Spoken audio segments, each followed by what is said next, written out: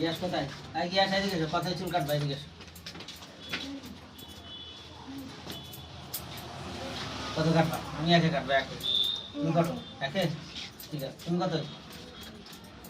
তুমি? ঠিক আছে।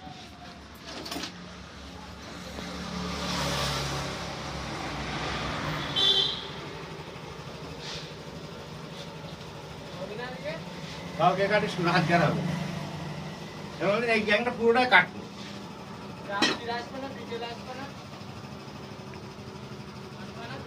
আবার বিকেলে আসবো, এই এখন গা হাত ধুইনি, খাওয়া দাবো না।